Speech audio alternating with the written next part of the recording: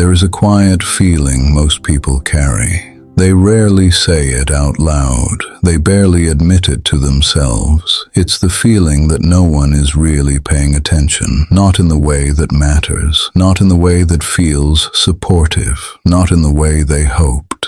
They move through their days doing what they can, handling responsibilities, showing up, enduring pressure, and somewhere beneath all of that, there is a silent expectation that someone will notice, that someone will step in, that someone will care enough to ease the weight. And when that moment never comes, confusion sets in. This confusion slowly turns into disappointment. Not loud disappointment, not dramatic disappointment, a quiet kind. The kind that makes you wonder why your effort feels invisible, why your struggle feels unnoticed, why your exhaustion goes unacknowledged. You don't always put it into words, but you feel it when encouragement doesn't arrive, when help doesn't come, when recognition never appears. And over time, this absence begins to shape how you see the world. Most people are not asking for applause. They are not demanding attention. They are simply hoping that someone, somewhere, will see how hard they are trying. So when that doesn't happen, they internalize it. They start to think something is wrong with them, that they are doing life incorrectly, that if they were more impressive, more successful, more visible, someone would finally care. This is where suffering begins, not because life is cruel, but because expectation quietly took root. The world teaches us to expect support, to expect validation, to expect recognition for effort. From a young age, we are conditioned to believe that if we do the right things, someone will eventually notice. But adulthood rarely works this way. People are busy, distracted, consumed by their own problems. They are fighting battles you never see, carrying fears they never share, trying to survive their own inner storms. Their silence is not always indifference. Often it is exhaustion. Yet knowing this intellectually does not immediately soften the emotional weight. Because when you are the one struggling, understanding human nature does not erase the feeling of being unseen. And so many people respond the same way. They wait. They wait for encouragement. They wait for permission. They wait for reassurance. They wait for someone to say, "You're doing enough. You're on the right path. You matter." This waiting feels patient. It feels reasonable. It feels human. But slowly, it becomes a habit. Waiting shapes behavior. You delay decisions, hoping someone will support them. You hold back action, hoping someone will approve. You soften your ambition, hoping someone will validate it. And when that validation does not arrive, you feel stuck, as if life is paused, waiting for a signal that never comes. This is not laziness, it is conditioning, and it happens quietly. No one tells you when this shift occurs. There's no clear moment where you say, "I am now waiting for my life to begin." It happens in small ways. You hesitate before acting. You look outward before committing. You measure your worth through reaction instead of alignment. And because this process is subtle, most people never question it. They simply carry a growing sense of frustration, wondering why progress feels so heavy, why motivation fades, why effort feels unrewarded. This is where resentment begins to form, not explosive resentment, not outward anger, but a dull ache that whispers, "Why am I doing all of this if no one seems to care?" This question is dangerous, not because it is wrong, but because it is incomplete. It assumes something that was never promised. Stoicism does not dismiss this feeling. It does not call it weakness. It does not shame you for wanting support. Instead, it asks you to look closer, not at yourself, but at the expectation itself. Because the expectation is the source of the pain, the belief that someone else is responsible for noticing your effort, the belief that recognition is required for your actions to matter, the belief that meaning must come from outside confirmation. These beliefs feel natural, but they quietly give your power away. When your motivation depends on being seen, your peace depends on others. When your sense of worth depends on recognition, your stability depends on reaction. When your progress depends on encouragement, your movement depends on permission. This is a fragile position to live from, and most people live there without realizing it. You can work hard and still feel empty. You can sacrifice and still feel unseen. You can do everything right and still feel ignored. None of this means you are failing. It means you are waiting for something that was never guaranteed. This is not a harsh truth, it's a clarifying one, because once you see it, you can stop blaming yourself for what was never in your control. You can stop asking, "What is wrong with me?" and start asking, "What expectation am I carrying?" That question changes everything. Most suffering is not caused by reality. It is caused by the gap between reality and expectation. And the expectation that someone will notice, care, or intervene is one of the most common and most painful gaps people live with. Stoicism does not promise that people will care more. It offers something better. It offers freedom from waiting. But that freedom does not come all at once. It begins with honesty. Honesty about how often you've delayed your life while hoping someone else would acknowledge it. Honesty about how much energy has been spent waiting for validation. Honesty about how often disappointment came not from reality, but from expectation. This honesty is not meant to hurt you. It is meant to wake you up. Because once you see this clearly, the question is no longer, why doesn't anyone care? The question becomes something else entirely. And that question, quietly, steadily, is where everything begins to change. Here is the part most people never hear. If nobody is coming to notice your effort, if no one is arriving to validate your struggle, if there is no audience watching your quiet endurance, then something else becomes true. You are free. Free from performance. Free from explanation. Free from living your life as if it must be approved before it can begin. At first, this idea feels unsettling, because we are taught that being cared for is the same thing as being valued. But Stoicism draws a clear distinction. Care is external. Value is internal. And when you confuse the two, you spend your life waiting. Waiting for recognition. Waiting for reassurance. Waiting for someone else to confirm that what you are doing matters. That waiting drains you. Not all at once, but slowly, day after day, decision after decision. Because when you are waiting, you are not acting. And when you are not acting, life feels heavy. Here is the quiet shift Stoicism offers. If nobody is watching, you no longer need to perform. If nobody is applauding, you no longer need to impress. If nobody is coming to rescue you, you no longer need to pretend you are helpless. Responsibility returns to where it belongs, with you. This is not abandonment. It is autonomy. Most people misunderstand this moment. They think responsibility is a burden, something heavy, something unfair. But responsibility, when accepted, simplifies life. It removes negotiation. It removes hesitation. It removes the need to explain yourself to people who were never invested to begin with. When you stop expecting, your energy changes. You move without waiting for permission. You act without checking who is watching. You make decisions based on alignment, not reaction. This is why the truth that nobody cares is not cruel.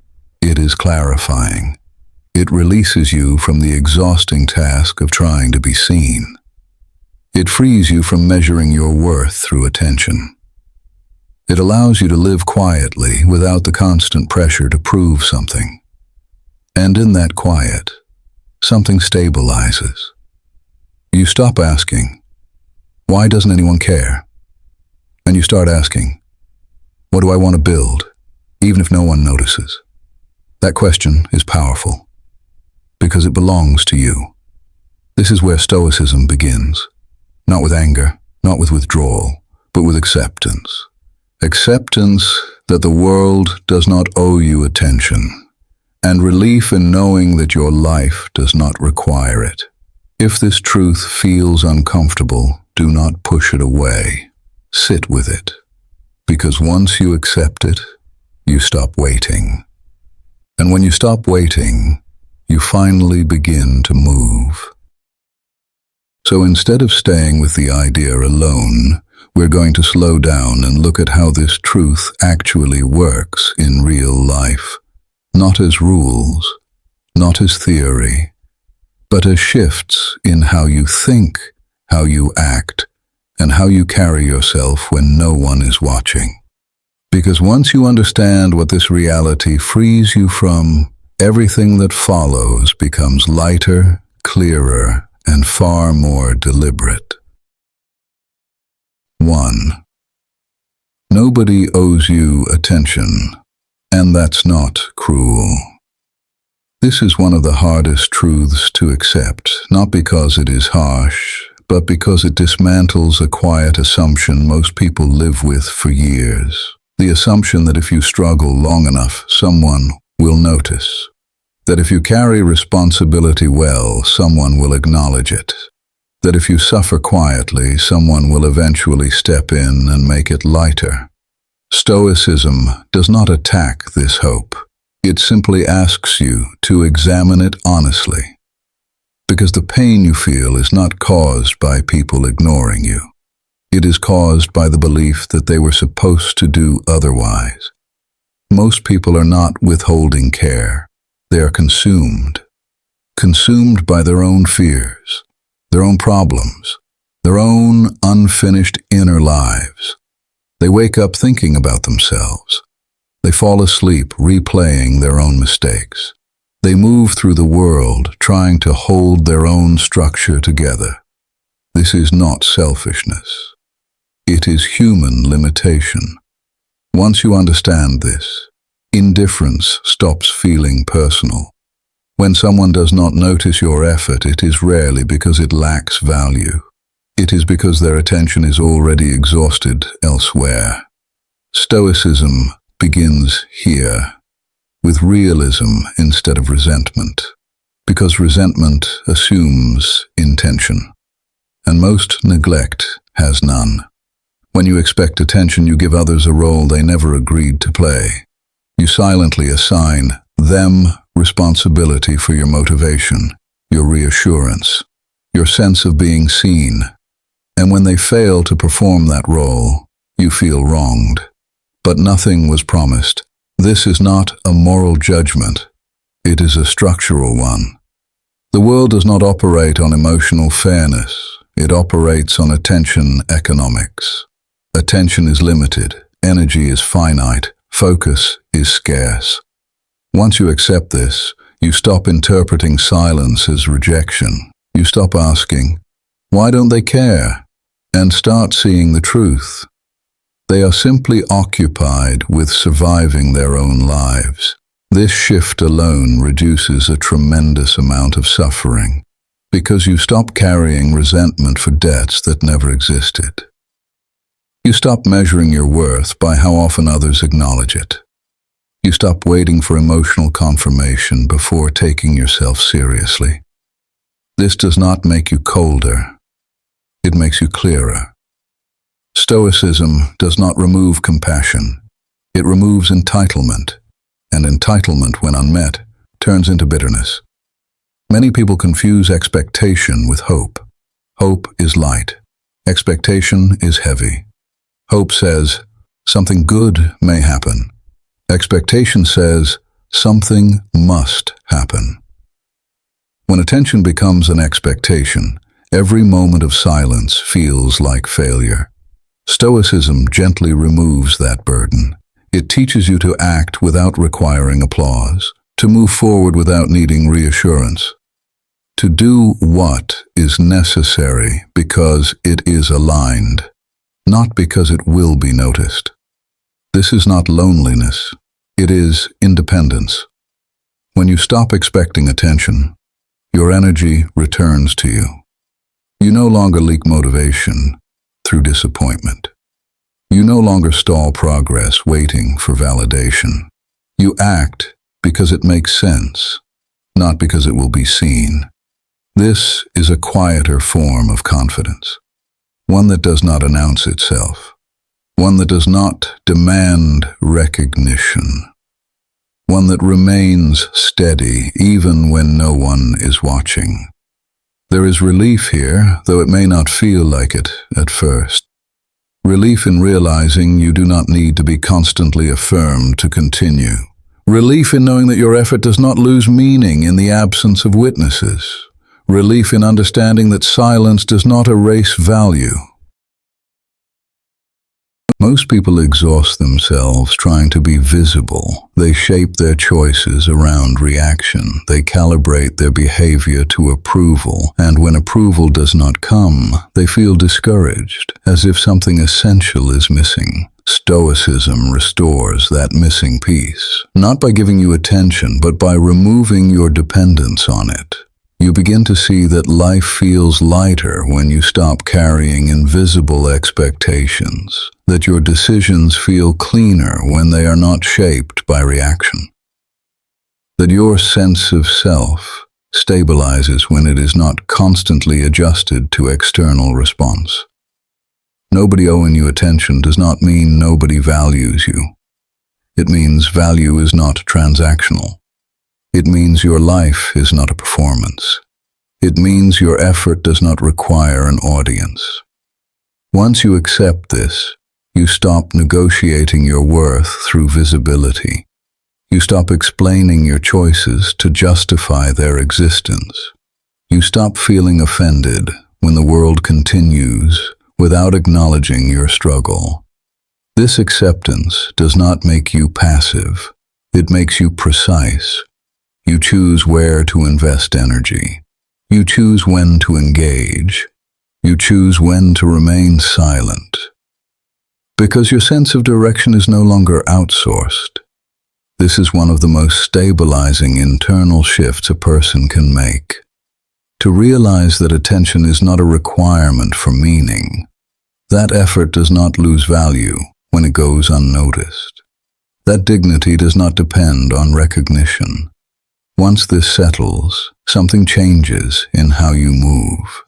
You become less reactive, less disappointed, less fragile. Not because you expect less from life, but because you expect less from things you never controlled. And in that adjustment, peace begins to take root, quietly, without announcement, without permission.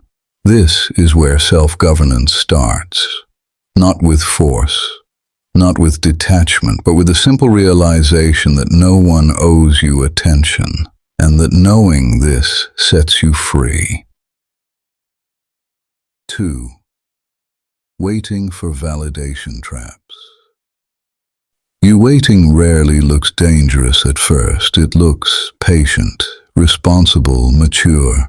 You tell yourself you're being careful, that you're giving things time, that you're waiting for the right moment, the right signal, the right confirmation.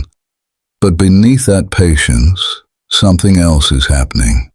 Your life is being paused, not dramatically, not obviously, quietly.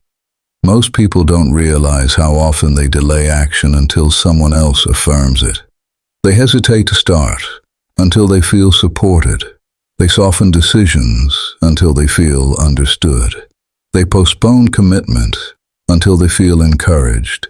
This feels reasonable. After all, we are social beings. But Stoicism asks a different question. What happens when validation becomes a requirement? When your movement depends on reaction, your direction no longer belongs to you.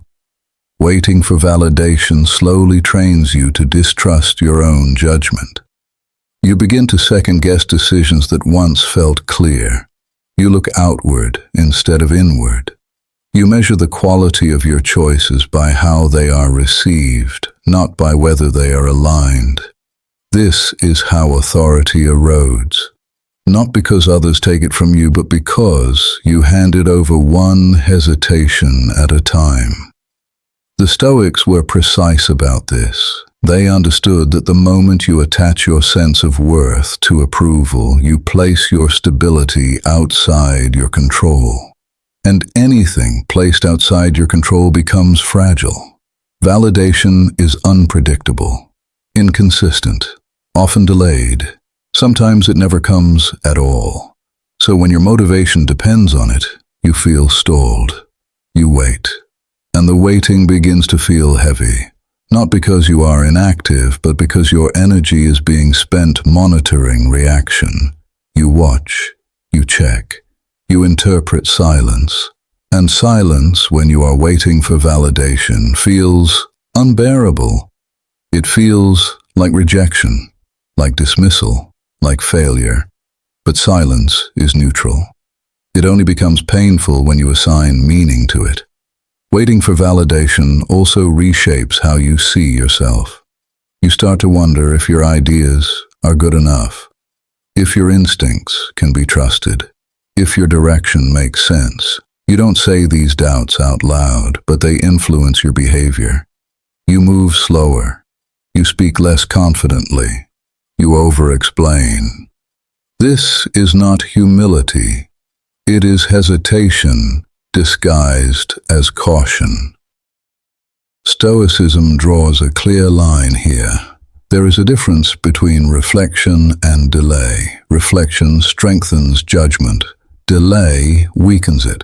When you wait too long, clarity fades. Momentum disappears. Confidence decays. Not because the idea was wrong, but because it was left unattended. Validation is appealing because it promises safety. It tells you, you're not alone. You're doing it right. You're allowed to continue.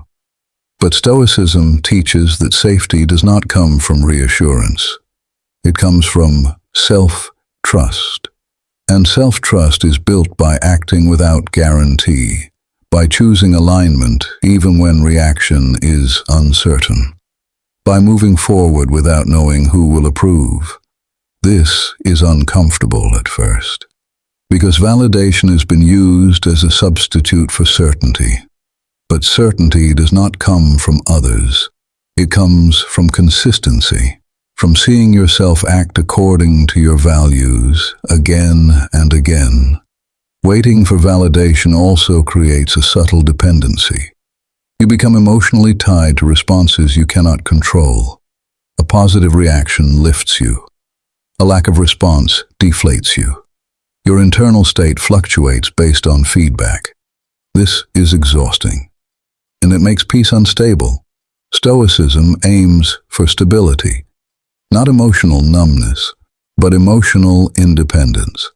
When you stop waiting for validation, your energy changes direction. Instead of scanning the environment for approval, you invest inward.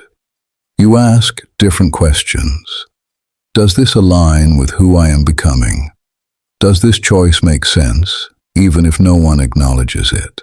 Would I still do this if there were no witnesses? These questions are grounding. They return responsibility to you.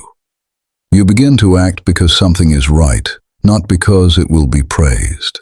This does not mean you reject feedback. It means you no longer require it to move.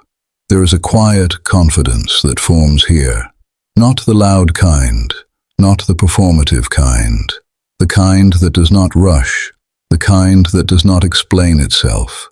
the kind that remains steady in the absence of reaction. People often mistake this for indifference. It is not. It is self-possession. You still care. You still reflect. You still adjust when necessary. But you are no longer waiting to be told that you may proceed. Waiting for validation keeps many people stuck in lives they have outgrown. They know something needs to change. They feel the pull, but they hesitate, hoping someone will confirm what they already know. That confirmation rarely arrives, because most people are too busy managing their own lives to validate yours. This is not cruelty, it is reality. Once you accept that, you stop interpreting silence as a stop sign. You stop treating lack of response as disapproval. You begin to move again. Quietly, deliberately, without announcement. There's relief in this shift. Relief in realizing you don't need permission to take yourself seriously. Relief in knowing that progress does not require applause. Relief in discovering that confidence grows when it's exercised, not when it's confirmed. Stoicism does not encourage recklessness. It encourages responsibility. Responsibility means owning your choices without outsourcing certainty.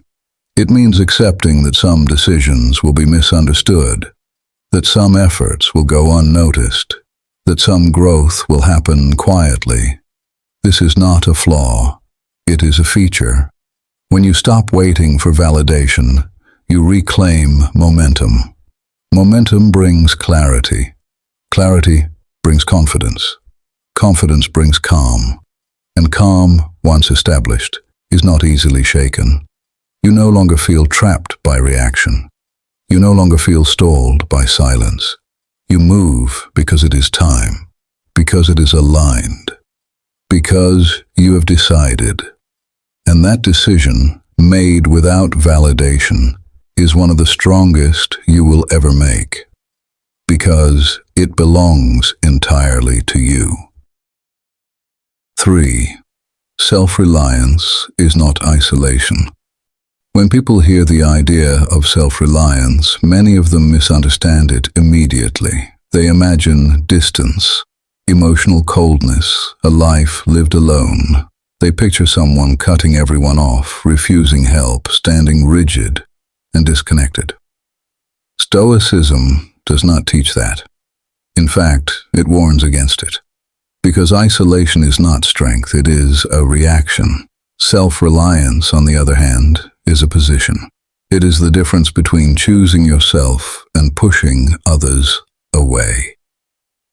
Most people confuse the two because they have only experienced self-reliance as a response to disappointment. They were let down, ignored, unseen. So they hardened. They told themselves they no longer needed anyone, when what they really meant was they no longer wanted to be hurt. That is not Stoic self-reliance. That is self-protection born from pain. Stoicism aims for something calmer, something cleaner. It asks you to stand on your own feet without burning bridges behind you. Self-reliance begins internally.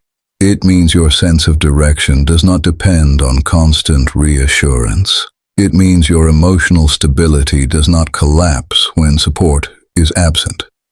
It means your worth is not negotiated through attention or response. But it does not mean you reject connection. It means you stop confusing connection with dependence. Dependence says, I cannot be okay without you. Connection says, I choose to be here, but I am whole without it. This distinction changes everything. Many people form relationships not from choice, but from need. They need validation. They need reassurance. They need someone else to carry part of their emotional weight. At first, this feels like closeness. Over time, it becomes pressure. Pressure creates imbalance. Imbalance creates resentment. Stoicism observes this pattern carefully. It does not condemn closeness. It questions motive. Why are you attached? Is it because you value the relationship or because you fear standing alone? These are not the same thing. Self-reliance allows you to answer honestly. When you no longer rely on others to regulate your inner state, your relationships become lighter. You stop demanding emotional labor. You stop reading silence as abandonment. You stop expecting people to fill gaps they never agreed to fill. This is where healthier connection begins. Not because you need less, but because you are no longer asking for what others cannot consistently provide. The Stoics understood friendship deeply. They did not advocate solitude as an ideal. They advocated freedom within connection. They believed the strongest bonds are formed between individuals who are already complete, not because they never struggle, but because their stability does not depend on constant rescue. When you are self-reliant, you approach people differently. You listen without desperation. You give without expectation. You receive without attachment. This makes your presence calmer.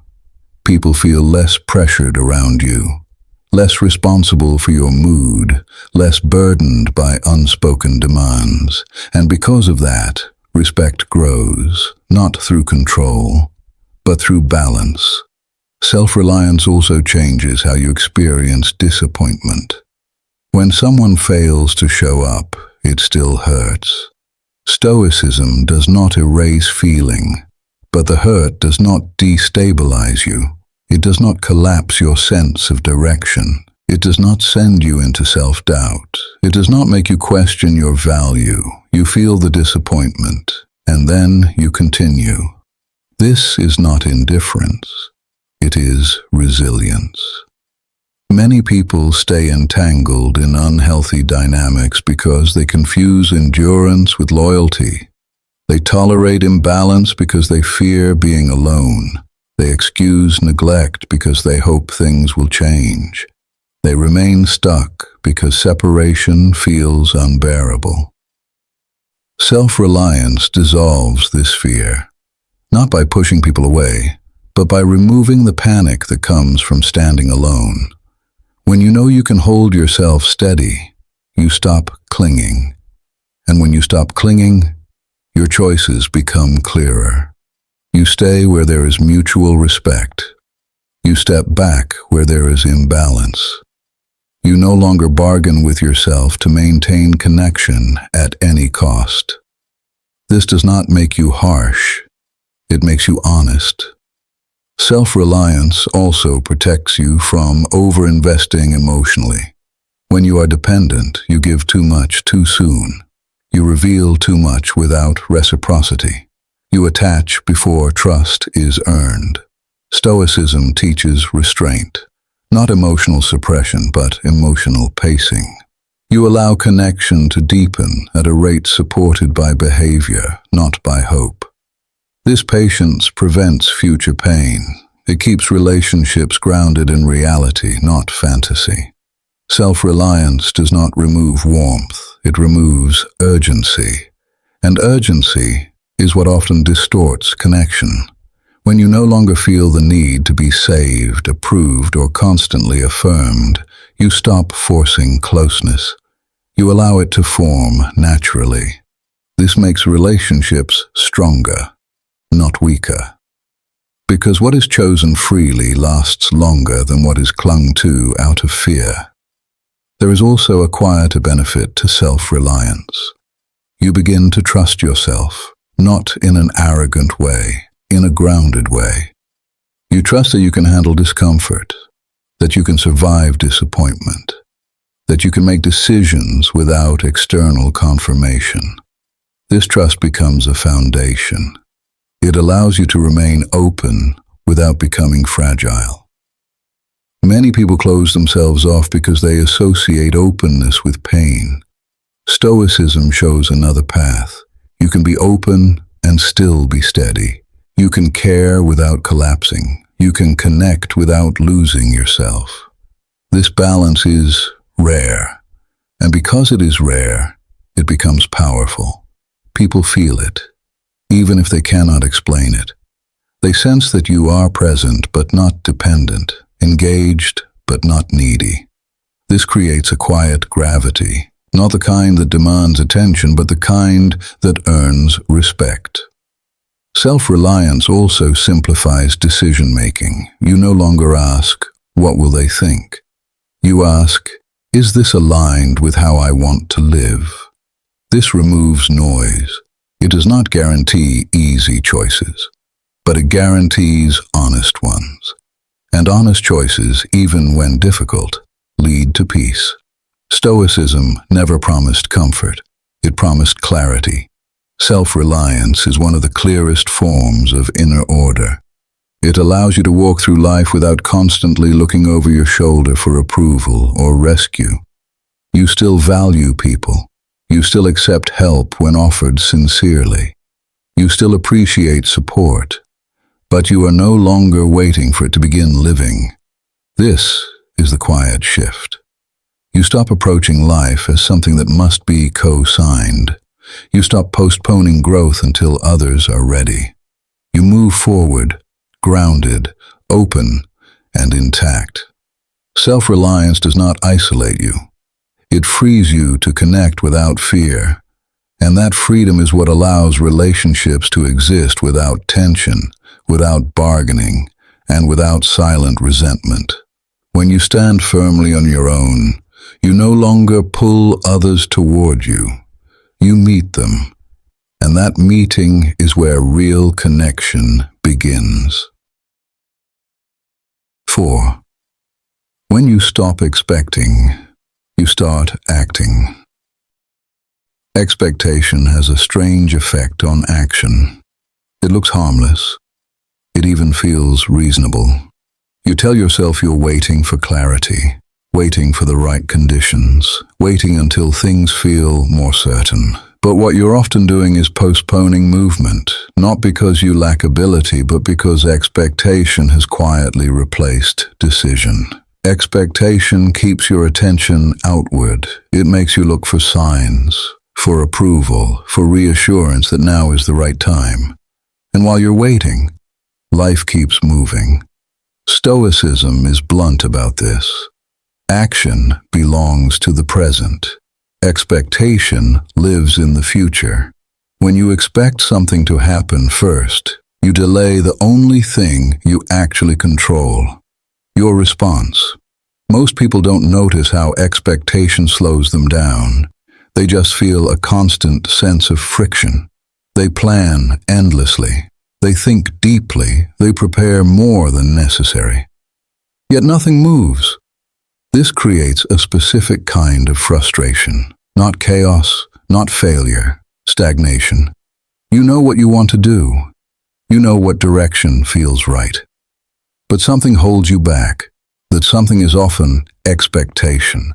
Expectation that circumstances will improve. Expectation that motivation will arrive. Expectation that someone else will validate the move. Stoicism does not deny uncertainty.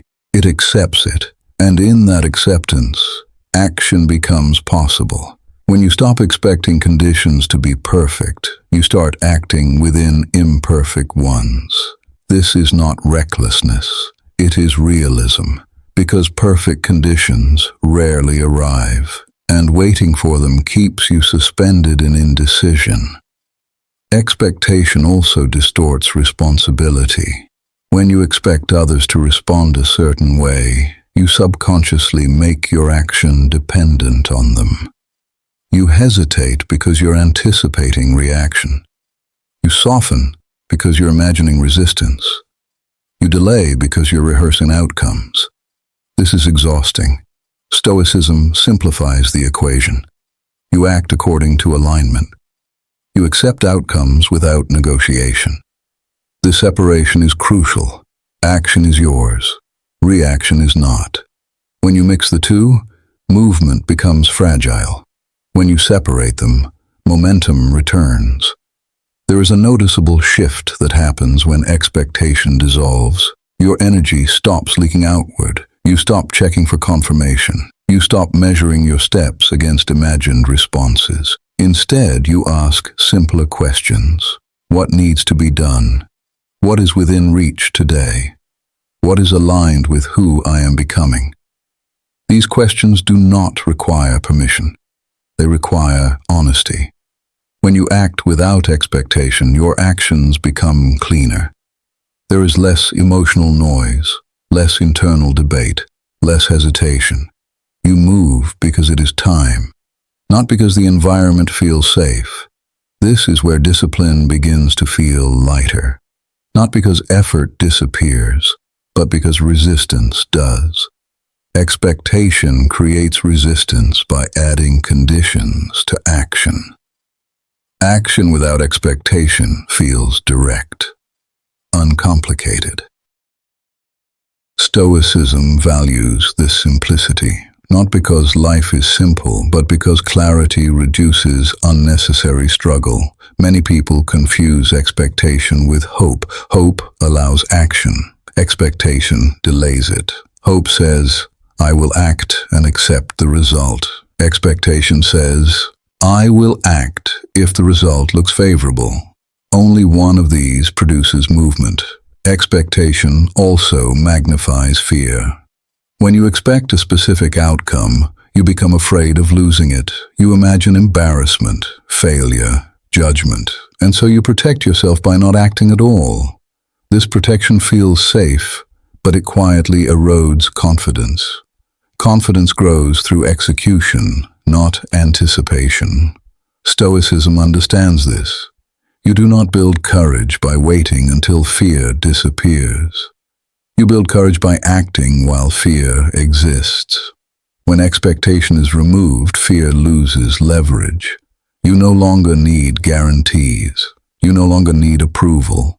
You no longer need perfect timing. You need direction. And direction comes from values, not conditions. When you act from values, your actions feel grounded. Even when outcomes are uncertain, your internal state remains stable. This is one of the most overlooked benefits of releasing expectation. You stop riding emotional highs and lows based on outcomes. You focus on effort, not reward. This creates steadiness. Expectation also feeds comparison. You watch how others respond. You measure progress against theirs. You wonder if you're ahead or behind. This comparison steals focus. Stoicism redirects attention.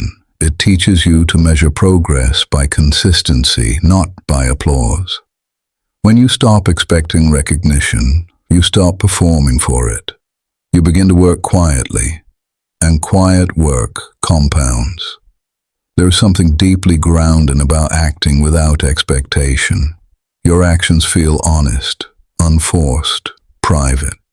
You are no longer negotiating with an imaginary audience. This reduces anxiety, because anxiety thrives on imagined futures. Action grounds you in the present. Stoicism values the present not because the future is unimportant, but because the present is where influence exists. Expectation pulls you forward into uncertainty. Action anchors you where you can actually do something. This anchoring stabilizes the mind. Many people feel overwhelmed because they are mentally living in outcomes. They are rehearsing reactions, predicting judgment, managing hypothetical scenarios. All of this mental activity feels productive but produces nothing. When you stop expecting, you return to execution. Execution simplifies life one step at a time, one decision at a time, one action that does not require permission. This does not make life easy. It makes it manageable. Stoicism does not promise ease. It promises agency. Agency returns when expectation leaves. You begin to trust yourself again, not because everything works out, but because you know you can respond. This trust is essential. It frees you from paralysis.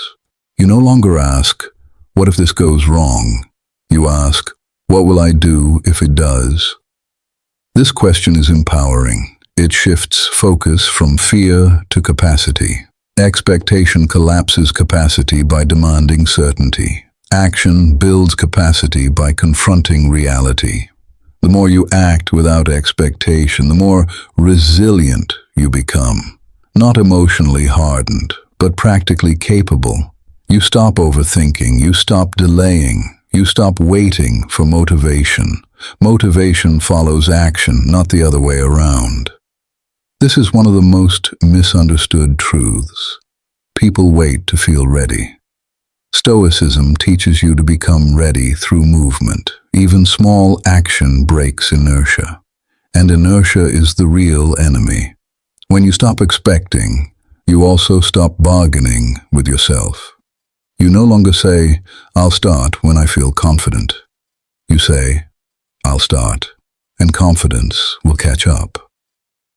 This shift changes your relationship with effort. Effort becomes something you engage with, not something you avoid.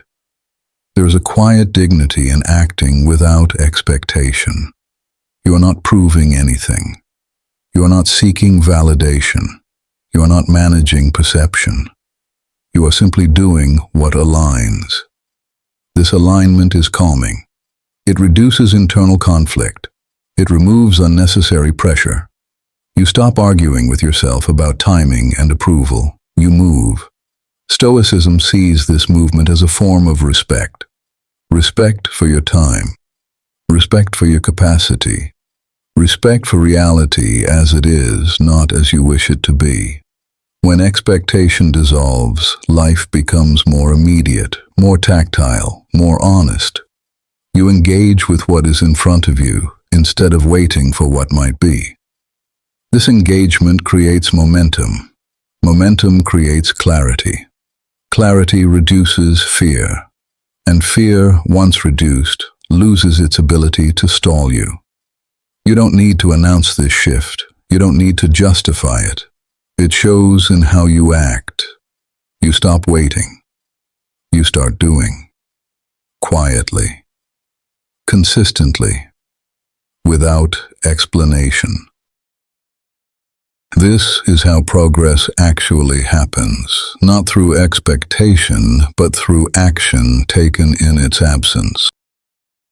5. No one is responsible for your inner order. There is a quiet belief many people carry without ever examining it. The belief that peace arrives once circumstances improve, once people behave differently, once someone finally understands them. This belief feels logical. After all, chaos often comes from outside. But Stoicism makes a clear distinction. External events may disturb you, but inner order is never outsourced. No one else can organize your mind. No one else can discipline your thoughts. No one else can regulate your emotional world on your behalf. The moment you expect someone else to do this work for you, you give up authority over your own state. This is not an accusation. It is an observation. Many people grow up believing that their emotions are reactions, not responsibilities. They say, "I feel this way because of them. I can't be calm until they change. I'll be okay once things settle." But things rarely settle. People remain unpredictable. Life remains uneven. Circumstances remain unstable. If your inner order depends on stability outside, peace will always feel temporary. Stoicism begins with ownership, not blame. Ownership. Ownership means recognizing that while you cannot control events, you are responsible for how you process them. This responsibility can feel heavy at first, because it removes excuses. It removes waiting. It removes the comfort of saying, "This is not my fault." But it also removes helplessness. When you accept responsibility for your inner world, you stop being at the mercy of disruption. You stop living reactively. Many people confuse responsibility with self-criticism. They think taking responsibility means blaming themselves for feeling upset or disturbed. Stoicism rejects this. Responsibility is not punishment. It is authority. It means you have the power to restore order, even when circumstances are imperfect. Inner order is not about suppressing emotion. It is about arranging it. Like a room after a storm, things may be scattered, but you decide how they are put back. No one else can do this for you. Others may contribute to disorder. They may disappoint. They may provoke. They may act unfairly. But only you decide how long chaos remains inside. This realization is uncomfortable because it removes the illusion that peace is something given. Peace is built, slowly, deliberately, internally. Stoicism does not ask you to deny pain. It asks you to prevent pain from becoming identity. When someone wrongs you, you feel it. That is human. But when that feeling dominates your mind, directs your behavior, and shapes your self-image, inner order has been lost. Restoring it requires discipline, not dramatic discipline, quiet discipline.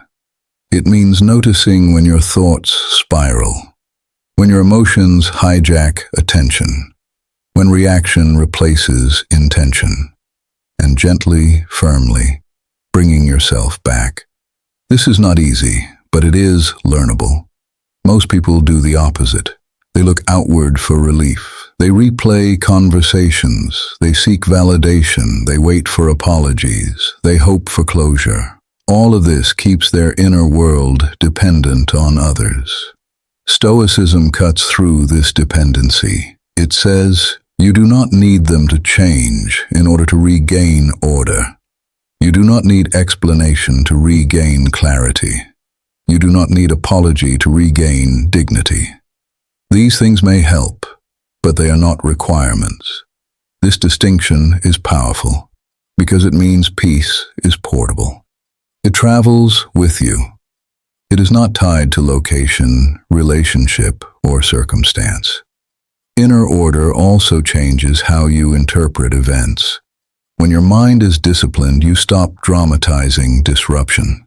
You stop telling yourself that every difficulty is a crisis. You learn to see events as they are, not as personal attacks. This reduces emotional intensity, not by numbing you, but by stabilizing perception. Stoicism teaches that perception is the gateway to emotion. Change the perception, and the emotional response follows. But perception requires order. A cluttered mind misinterprets everything. A disciplined mind filters. When inner order is present, you respond instead of react. Response is chosen. Reaction is automatic. This difference matters. Reaction drains energy. Response preserves it. Inner order gives you space between stimulus and action. In that space, you regain control.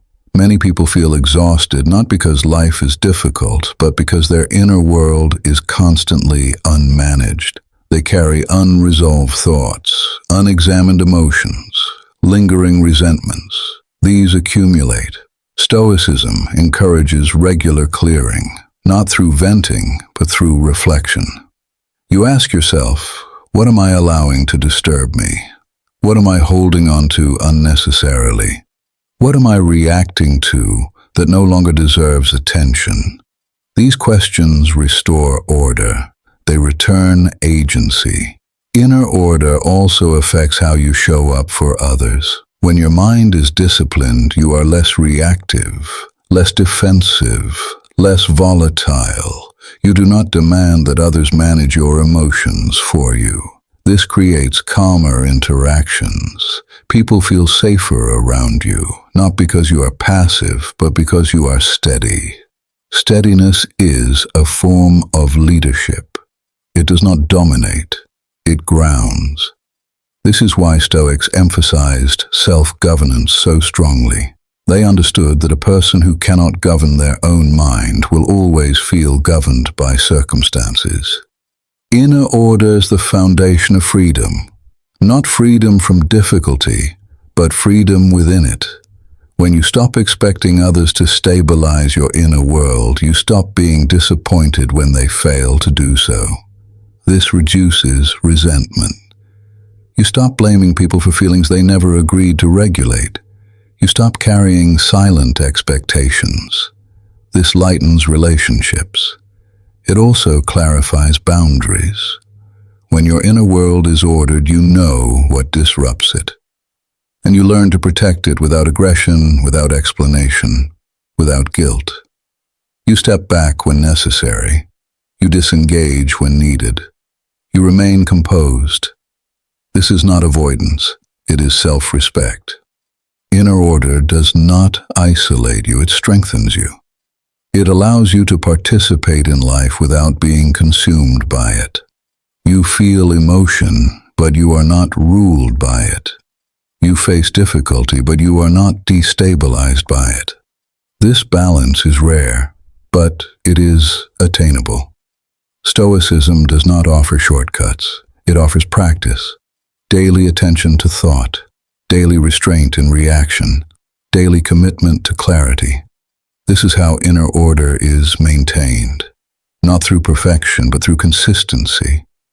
There will be days when disorder returns, when emotions surge, when thoughts scatter. Stoicism does not condemn this. It simply reminds you that you are responsible for restoring order again and again. This responsibility, once accepted, becomes empowering. You no longer wait for calm. You cultivate it. You no longer demand peace. You build it. You no longer blame others for your inner state. You take ownership, and in that ownership, you regain control. Quietly, steadily, without needing permission. This is what it means to govern yourself. And self-governance is the heart of Stoic strength. 6. Silence becomes natural when you expect nothing. Most people believe silence is difficult.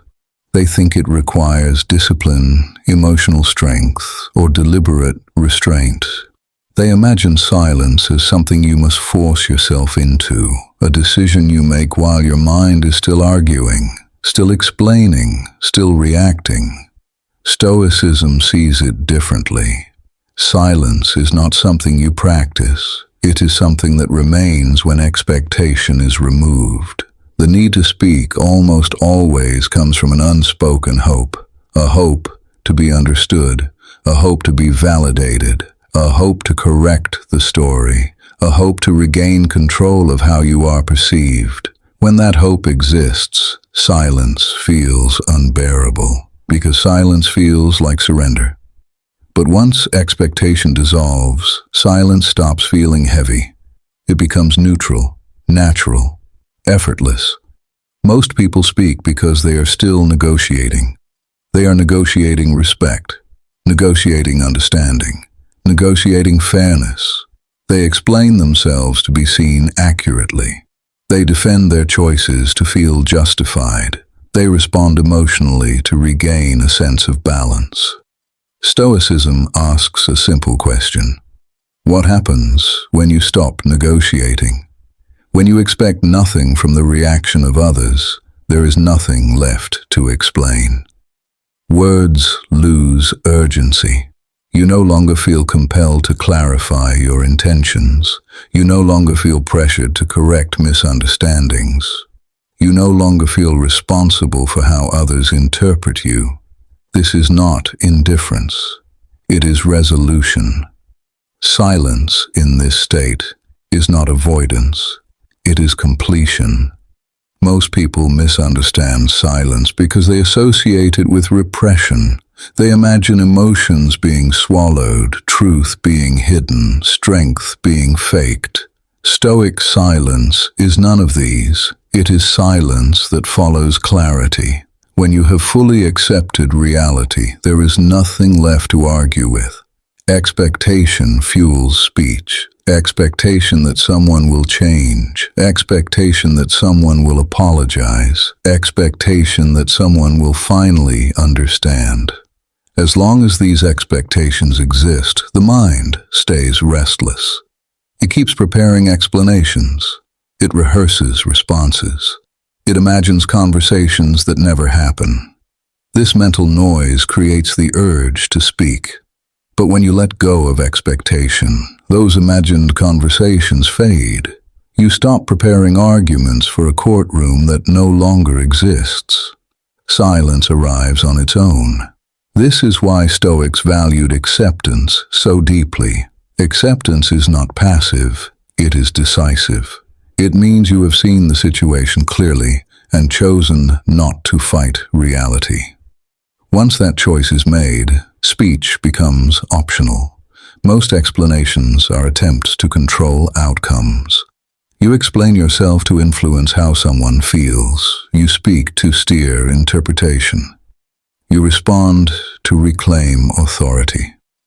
But control over others is always limited. Stoicism recognizes this limit and stops wasting energy on it. When you expect nothing, you stop trying to manage perception. You stop correcting every misunderstanding. You stop responding to every provocation. You stop justifying every boundary. Not because you are detached from life, but because you are grounded in it. Silence here is not withdrawal. It is alignment. Your actions already reflect your values. Your behavior already communicates your position. Your consistency already speaks. Words become unnecessary. This kind of silence is deeply unsettling to people who rely on reaction. Because reaction gives them leverage. When you react, they feel involved. When you explain, they feel influential. When you defend yourself, they feel important. Silence removes that leverage, not as a tactic, but as a consequence. You are no longer participating in exchanges that require you to justify your existence. This does not mean you never speak. Stoic silence is selective. You speak when speech is useful. You remain quiet when it is not. The difference is motive. You no longer speak to soothe discomfort. You no longer speak to chase understanding. You no longer speak to avoid misinterpretation. You speak because it is necessary. And when it is not, you allow silence to stand.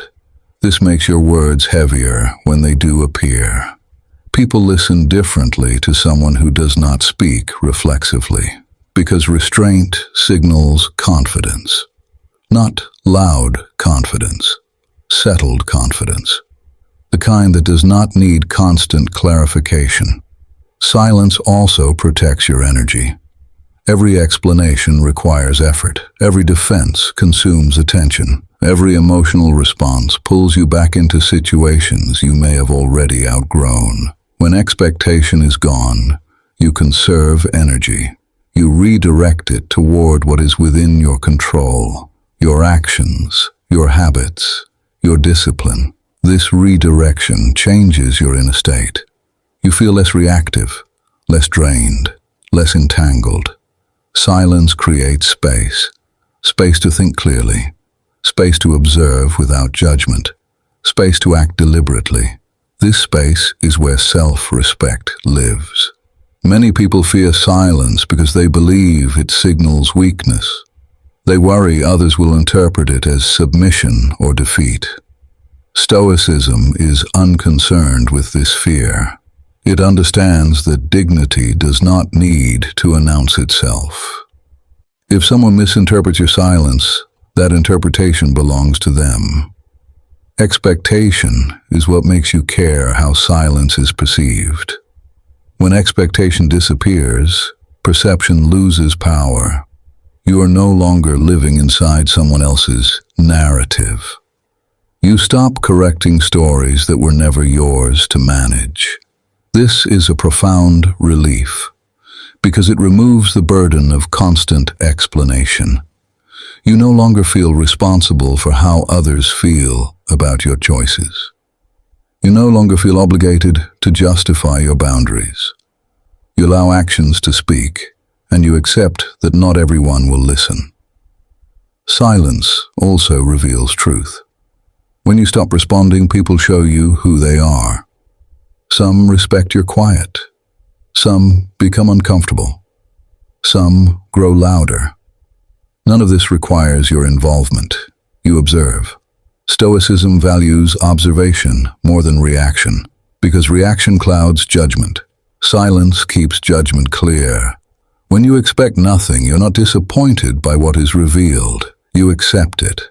And acceptance prevents resentment. Most resentment is born from unmet expectation. Remove the expectation, and resentment loses its foundation.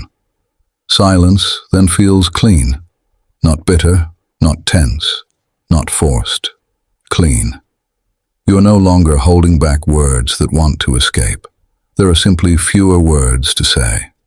This is why Stoic silence feels different from emotional withdrawal. It is not tense.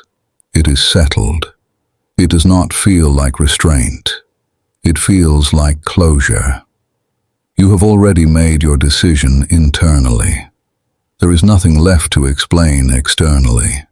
This internal decision is what gives silence its strength. Without it, silence feels like suppression. With it, silence feels like peace. Expectation is what keeps arguments alive. Expectation is what fuels explanation. Expectation is what sustains reaction. When expectation ends, silence follows naturally. You do not need to announce this shift. You do not need to justify it. It shows in how you move. You speak less, but with intention. You respond less, but with clarity. You engage selectively, not reflexively. This is not detachment from life. It is discipline within it. Stoicism never asked you to withdraw from the world. It asked you to stop being ruled by it. Silence, when expectation is gone, is not something you impose. It is what remains. Calm, measured, unforced. And once you experience this silence, you realize something important. You were never meant to explain everything. You were meant to live in alignment, and alignment, when present, does not require commentary. 7. Freedom begins the moment you stop waiting. Waiting feels harmless. It even feels responsible. You tell yourself you're being patient, that you're giving things time, that you're not rushing into decisions. But beneath that patience, there is often something else. Delay. Not delay caused by uncertainty, but delay caused by dependence. Dependence on the right moment, dependence on reassurance, dependence on someone else's readiness. Stoicism sees waiting clearly. It understands that much of what people call patience is actually fear wearing polite clothing. Fear of acting alone. Fear of being wrong. Fear of moving forward without confirmation. This fear keeps people suspended. They live in preparation. They exist in anticipation. They postpone action while calling it prudence. But life does not reward waiting. It responds to movement. Freedom begins the moment you stop waiting for life to feel safe before you participate in it. Most people don't realize how much of their life is postponed. They wait to feel confident. They wait to feel supported. They wait to feel ready. But readiness is not a feeling. It is a decision. And the longer you wait for readiness, the further it moves away. Stoicism dismantles this illusion. It teaches that action precedes clarity, not the other way around. When you wait, you place your life on hold. You tell yourself, I'll begin once this changes. But what if it doesn't? What if circumstances remain imperfect? What if support never arrives? What if validation never comes? Stoicism prepares you for this reality, not with bitterness, but with resolve. It says, begin anyway. This is not recklessness. It is courage grounded in realism. Waiting also creates a subtle erosion of self-trust. Every time you delay a decision because you're waiting for reassurance, you teach yourself that your judgment is insufficient. Over time, this weakens confidence. You begin to rely more heavily on external signals. You hesitate more. You doubt more. You stall. Freedom cannot grow in this environment. Freedom requires agency. Agency is exercised, not granted. Stoicism emphasizes this strongly. You are free not when conditions are ideal, but when you choose to act within the conditions you have. Waiting for permission is a quiet form of captivity. You may not see the bars, but they shape your movement. You stop exploring. You stop risking. You stop initiating. Life narrows. Not because opportunity disappears, but because action does. Freedom widens life. It expands possibility. And it begins when you stop asking, "Is it time yet?" and start asking, "What can I do now?" This shift is subtle but powerful. It returns you to the present. Waiting lives in imagined futures. Freedom lives in immediate choice. Stoicism is anchored in the present because the present is where influence exists. You cannot act in the future. You cannot act in the past. Waiting pulls your attention away from the only moment that matters. When you stop waiting, you reclaim your attention. You stop monitoring outcomes. You stop rehearsing reactions. You stop predicting judgment. Your focus narrows to what you can do, here, now. This clarity is liberating. Not because it solves everything, but because it gives you something solid to stand on. Waiting also magnifies dissatisfaction. When you are waiting, every obstacle feels personal. Every delay feels unjust. Every silence feels significant. Because you are already paused, any resistance feels amplified. Action changes this dynamic. When you're moving, obstacles become navigational, not emotional. They are problems to solve, not verdicts on your worth. Stoicism encourages this orientation. It does not promise smooth progress. It promises meaningful engagement. Freedom does not mean absence of difficulty. It means presence of choice. When you stop waiting, you stop seeing yourself as someone life happens to. You begin to see yourself as someone who participates. Participation changes identity. You are no longer passive. You are no longer observing from the sidelines. You are involved. This involvement builds strength. Not dramatic strength, practical strength. The kind that comes from experience, not theory. Waiting keeps experience theoretical. You imagine outcomes without testing them. You rehearse scenarios without living them. This creates anxiety. Anxiety thrives on imagination. Action disrupts imagination. It grounds you in reality. Stoicism values this grounding because it reduces unnecessary suffering. Much suffering comes not from events, but from imagined futures that never arrive. When you stop waiting, you shorten the distance between thought and action. This reduces mental noise. Life feels more immediate, more manageable, less overwhelming. Freedom also requires acceptance. Acceptance that no one will come to authorize your life. Acceptance that some decisions will be misunderstood. Acceptance that growth often happens quietly. Waiting avoids these truths. Freedom embraces them. Stoicism does not ask you to rush. It asks you to stop postponing. There is a difference. Rushing is impulsive. Postponing is fearful. Stoic action is deliberate. You act with intention, but without delay. This balance creates momentum. Momentum changes how you feel about yourself. You begin to trust your ability to respond, to adapt, to recover. This trust is the foundation of freedom. Without it, freedom feels risky. With it, freedom feels natural. Many people stay trapped because they believe freedom requires perfect conditions. Stoicism teaches the opposite. Freedom is practiced within imperfection. You do not wait for confidence. You build it through action. You do not wait for clarity. You refine it through experience. You do not wait for approval. You replace it with alignment. This is not easy, but it is simple, and simplicity is often what makes something powerful. When you stop waiting, you stop narrating your life from the sidelines. You step into it. You make choices without rehearsing justification. You accept outcomes without dramatizing them.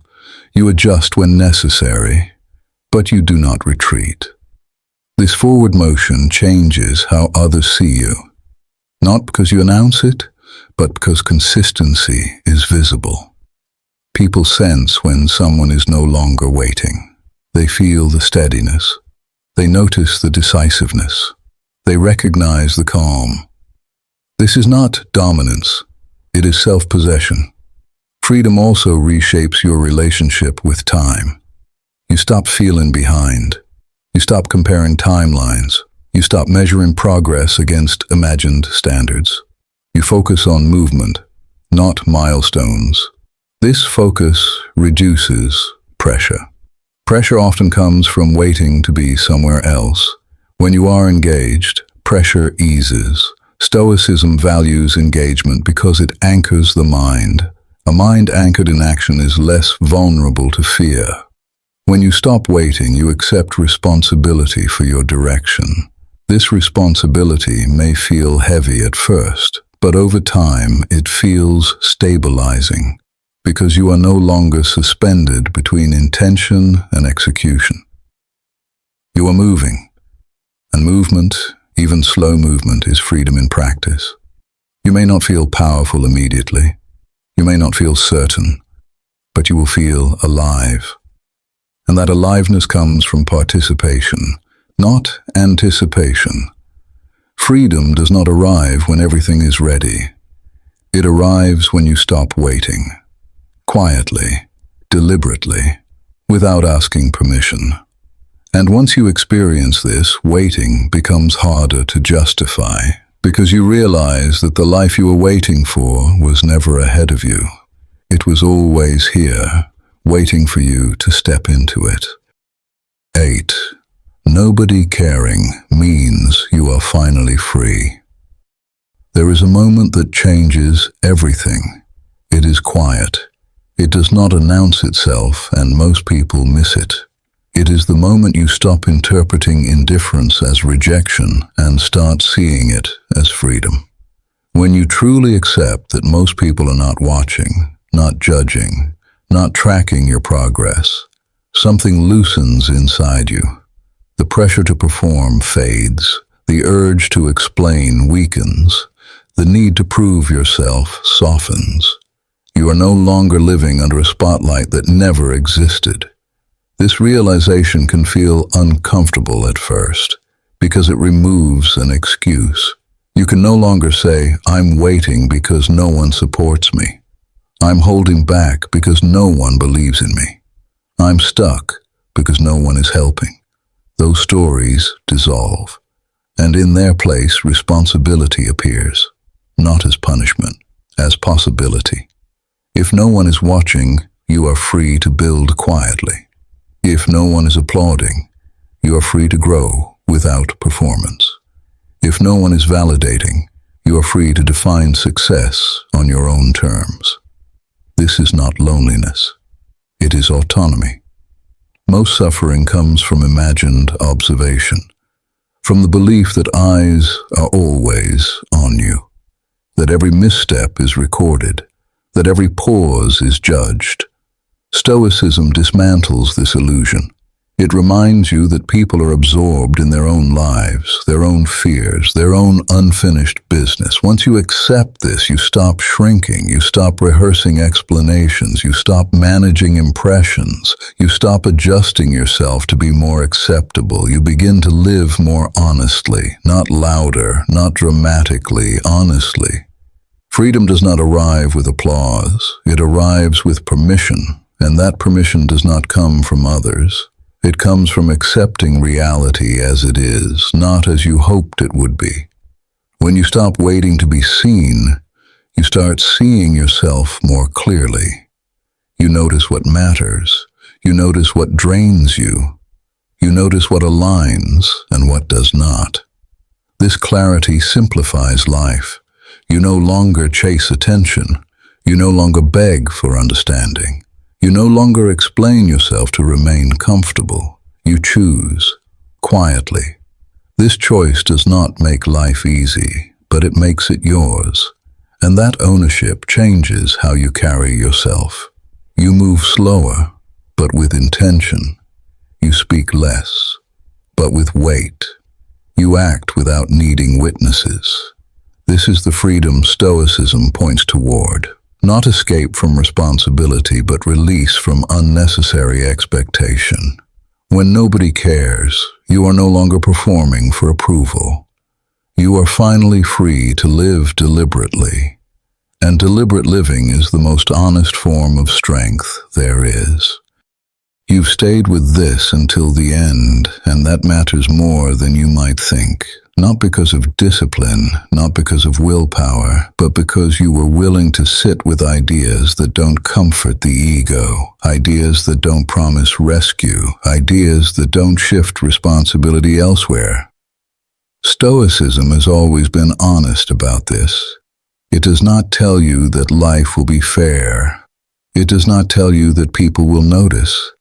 It does not tell you that effort will always be rewarded. It tells you something quieter and far more useful. That your life becomes lighter the moment you stop waiting for others to carry what only you can carry. Nobody caring is not rejection. It is reality. And reality, once accepted, stops draining you. You no longer perform. You no longer explain. You no longer delay your life waiting for permission that was never coming. Instead, you begin to act from alignment. You choose what deserves your energy. You decide what is worth your attention. You stop negotiating your worth through reaction and response. This is not isolation. It is clarity. When you accept that most people are occupied with their own inner battles, you stop taking silence personally. You stop shrinking. You stop overthinking. You stop replaying moments that no longer deserve space in your mind. And in that quiet, something steadies. You begin to hear yourself again. Not the voice shaped by expectation. Not the voice shaped by comparison. Your own. That voice does not shout. It does not beg. It does not explain. It simply knows. This is what Stoicism offers. Not control over the world, but control within it. Not escape from responsibility, but relief from unnecessary weight. If this reflection grounded you, carry it forward. Let it shape how you move, how you respond, how you choose silence when explanation would only drain you. And if someone you know is struggling under the pressure of being unseen, waiting to be validated, waiting to be acknowledged, share this with them. Not to persuade, not to lecture, just to offer perspective, just to offer space. And if you decide to stay here, to return to this way of thinking, to revisit these ideas when life feels loud, consider subscribing. Not as a favor, not as support for a channel, but as a quiet commitment to yourself. A reminder that this space exists for discipline, for clarity, and for holding yourself accountable when no one else is watching. No promises, no pressure. Just a place to return to when you're ready to live deliberately, quietly, steadily, on your own terms.